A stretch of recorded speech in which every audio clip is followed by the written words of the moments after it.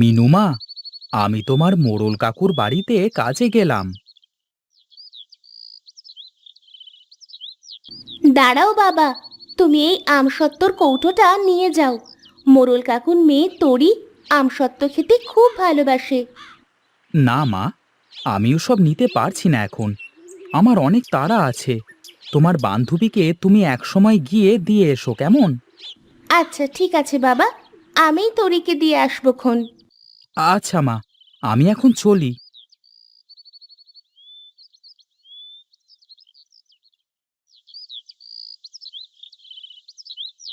কি নিতাই, আজ মোড়ল মশাইয়ের বাড়িতে যেতে এত দেরি কেন তোর? এই যে নায়েব মশাই, ঘুম থেকে উঠতে একটু দেরি হয়ে গেছিল আর কি। এই চল চল, আমারও আজ দেরি হয়ে গেছে।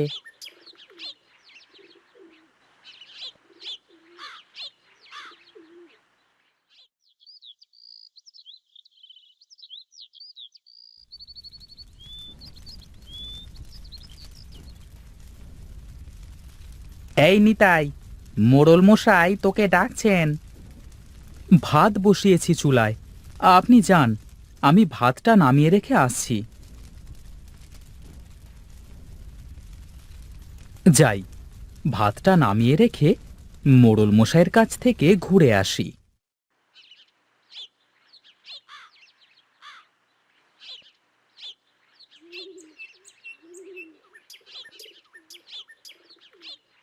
আমাকে ডেকেছেন বাবু? হ্যাঁ হ্যাঁ, তোকে ডেকে পাঠিয়েছি তো অনেকক্ষণ হয়ে গেল, কিন্তু আসতে তো দেরি করলি কেন? আগে বাবু, চুলায় ভাত বসানো ছিল।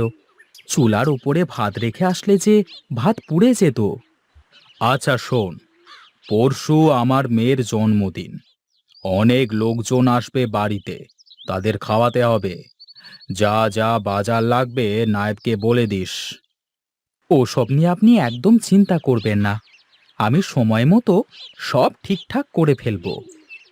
আচ্ছা যা, রান্নাঘরে গিয়ে রান্না কর।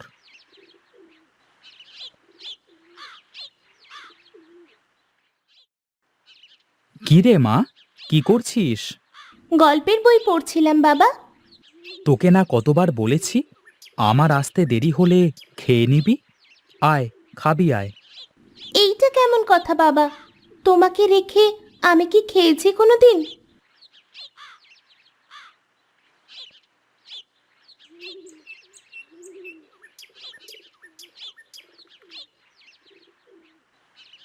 এই মিনু, মিনু, কোথায় তুই?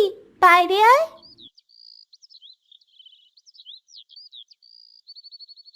আরে তরি, তুই এত সকালে? আমি তো ভেবেছিলাম আমি আজ তোর বাড়িতে যাব। তুই এসেছিস, ভালোই হয়েছে। আমি তোর জন্য আমসত্ত্ব বানিয়ে রেখেছি, যাওয়ার সময় নিয়ে যাবি। সেসব পরে দেখা যাবে, তোর সাথে অনেক কথা আছে। ভিতরে চল। হ্যাঁ তরি, আয় ভেতরে আয়।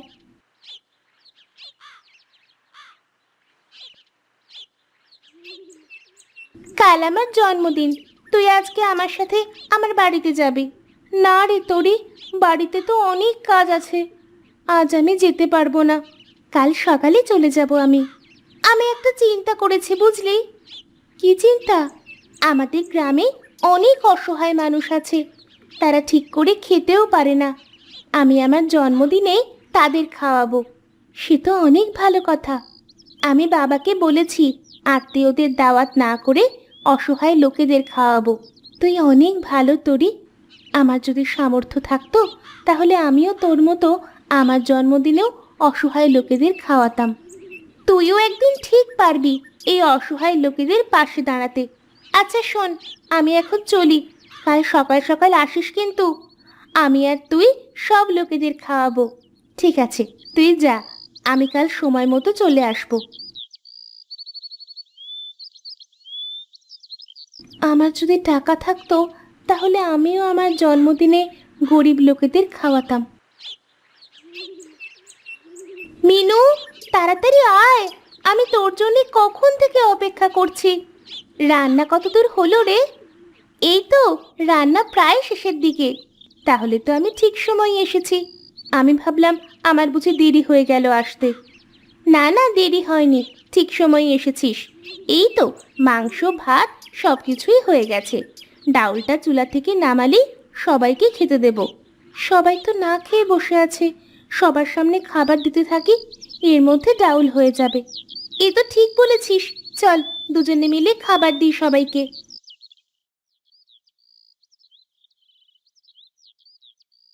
বেঁচে থাকো মা, অনেক বড় হও, জীবনে অনেক ভালো কিছু করবে।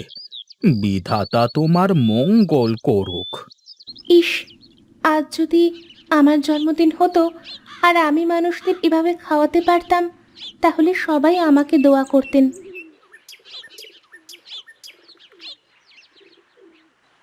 আচ্ছা তোরি, আমি এখন চলি, সন্ধে হয়ে এলো। সে কেমন কথা, সব লোককে খাওয়ালি আর এখন নিজে না খেয়ে চলে যাচ্ছিস? আরে, আমার খিদে নাই, আমার খেতে ইচ্ছা করছে না। এইসব বাহানা বাদ দে, আয়, তুই আর আমি একসাথে বসে খাবো।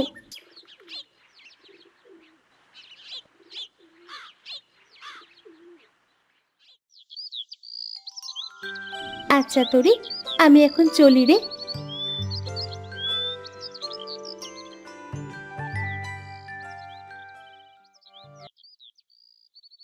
আর কিছুদিন পরেই তো আমার জন্মদিন, আমিও তোরির মতো গ্রামের গরিব লোকেদের খাওয়াবো। বাবা, বাবা, ও বাবা, একটু এদিকে আসো তো। কি হয়েছে মিনুমা? আচ্ছা বাবা, আমাকে একটা কথা বলো তো, গ্রামের কিছু লোকেদের খাওয়াতে কত টাকা খরচা হবে? এই 1,000-5,000 টাকার মতো খরচা হবে, কিন্তু তুই এগুলো শুনে কি করবি মা? সামনের সপ্তাহে তো আমার জন্মদিন, আমিও তোরির মতো গ্রামের লোকজনদের খাওয়াতে চাই। তোরই এই গ্রামের মোড়লের মেয়ে, তার কি আর টাকার অভাব আছে? সে চাইলেই খাওয়াতে পারে, কিন্তু আমি এত টাকা কোথায় পাবো বল মা? আমার একটা মাটির ব্যাংক আছে না, ওর মধ্যে আগের দিন আগের মতো টাকা হবে, আর তুমি কিছু দিও, তাহলে হয়ে যাবে। কিন্তু ওই টাকাগুলো তো তুই কানের দুল বানানোর জন্য অনেক দিন ধরে জমিয়েছিস। কানের দুল তো আমি পরেও বানাতে পারবো, আর আমার তো মায়ের দেওয়া একজোড়া কানের দুল আছে, ওটা দিয়েই হয়ে যাবে। আমার কানের দুল লাগবে না বাবা, তুমি সামনের সপ্তাহে গ্রামের কিছু অসহায় লোকেদের খাওয়ানোর ব্যবস্থা করো। ঠিক আছে মা, তুই যেমনটা চাস তেমনই হবে।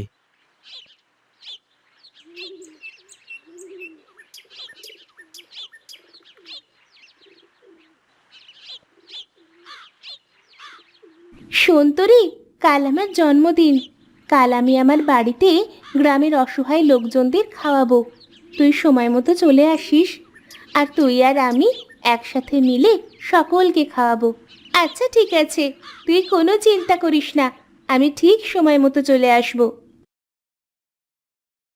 ওরে বাবা, অ্যাঁ? চাকরের মেয়ের সব দেখো, নিজেরা ভাত পায় না, সে কিনা গ্রামের অসহায় মানুষদের খাওয়াবে। আমিও দেখছি কি করে তোরা এই ভোজ সভা করিস। আমি গ্রামের সকল লোকেদের দাওয়াত দিয়ে দেব, তারপর বুঝবে ঠেলা। খান খান, সবাই ভালো করে খান, আজ আমার মেয়ের জন্মদিন। আরে মিনুমা, এত লোক কিভাবে আসছে? আমি তো অল্প কিছু লোকের খাওয়ার আয়োজন করেছি, খাবার তো শেষ, এখন আমি ওদের কি করে খাওয়াই?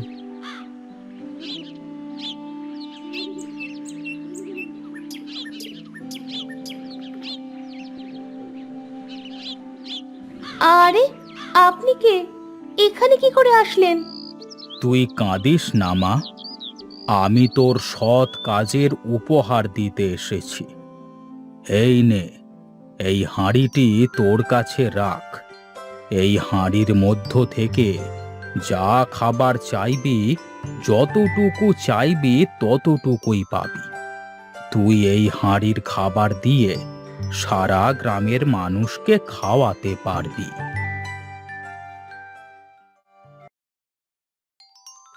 জাদুর হাঁড়ি, আমার সকল মেহমানদের জন্য খাবারের ব্যবস্থা কর।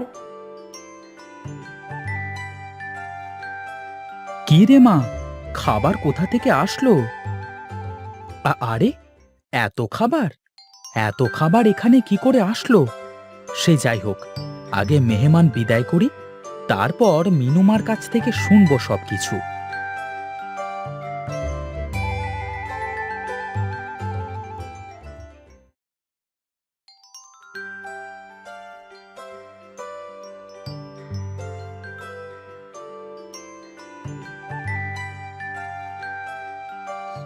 আচ্ছা মা, হঠাৎ করে ঘরের মধ্যে এত খাবার আসলো কি করে?